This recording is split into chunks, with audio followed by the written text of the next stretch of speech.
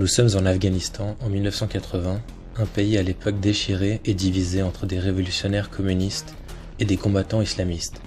C'est en cette année que l'Union soviétique décide d'envahir l'Afghanistan afin de stabiliser la situation et favoriser le régime communiste.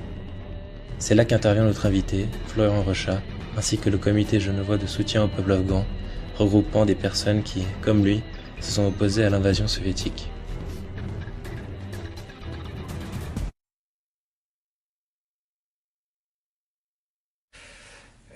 On réagit, on n'a pas une manifestation à Berne, ça devait être le 3 ou 4 janvier à Berne, pour dénoncer cette intervention soviétique, l'invasion soviétique.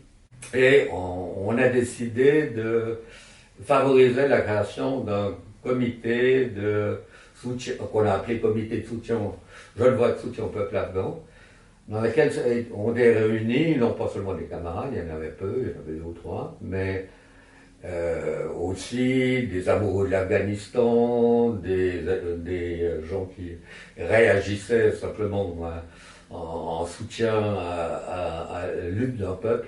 Et on a maintenu ce comité, en fait, jusqu'au retrait soviétique. On considérait qu'une révolution ne s'exporte pas. Pourquoi créer un comité et pourquoi l'Afghanistan ? Ça va vous paraître peut-être un peu paradoxal, mais la raison principale, disons le fond, c'est que je suis un militant communiste. Et que je pense que pour l'avenir de l'humanité, le communisme, c'est probablement le niveau de civilisation du futur nécessaire. La deuxième motivation, c'est que si je pense qu'il est nécessaire qu'il y ait un changement radical des sociétés mondiales, je ne pense pas que ce changement sera simultané.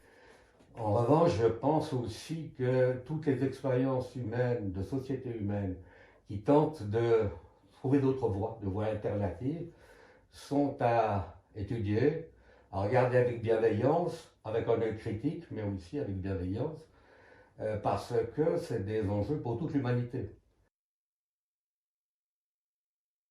On a surtout mené un travail de dénonciation de l'invasion, mais de soutien aussi matériel aux populations, d'une part qui se réfugiaient en Afghanistan, au Pakistan ou en Iran, et d'autre part une bonne partie des populations qui s'étaient réfugiées dans les vallées. Et donc on a soutenu tant bien que mal à la fois des efforts scolaires pour maintenir ou développer des structures scolaires matériellement et des systèmes médicaux. À partir de là, la première fois en 93, et après en 97, après en 2000, j'ai été 3 fois en Afghanistan. On faisait des tournées pour voir les projets qui étaient développés, des pépinières, des projets agricoles, des écoles de formation agricole, des systèmes d'irrigation, etc., etc. Bref, on était monté en 4x4 Toyota sur des chemins très caouteux. Et on est arrivé reçu dans le dernier village de la vallée. Il y a 150 personnes, je pense, de quelques familles, pas plus. Et on avait été reçu dans on pourrait appeler la maison de commune. C'était une petite maison, il y avait une salle et puis une espèce de réfectoire à côté. Par le mollah et par le chef du village qui était là. Et puis le mollah nous dit, demain vous verrez notre canal, il est plus beau qu'en Allemagne. Pour lui, il imaginait que disons, les canaux les plus gros, les plus modernes, etc., on devait les trouver en Allemagne. Il avait entendu d'un pays industriel et développé.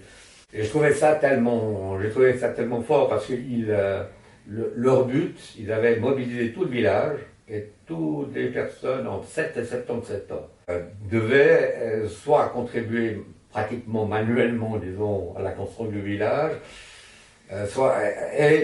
contribué à hauteur de quelques dollars pour l'achat de matériel, c'était je crois 3 dollars par famille, et je trouvais ça très, très fort comme mobilisation, mais en même temps ça montrait à quel point, disons, c'était des gens qui avaient peu de connaissances du monde, si on veut. Hein. Ils n'avaient pas la télévision, ils n'avaient pas les journaux, ils n'avaient pas...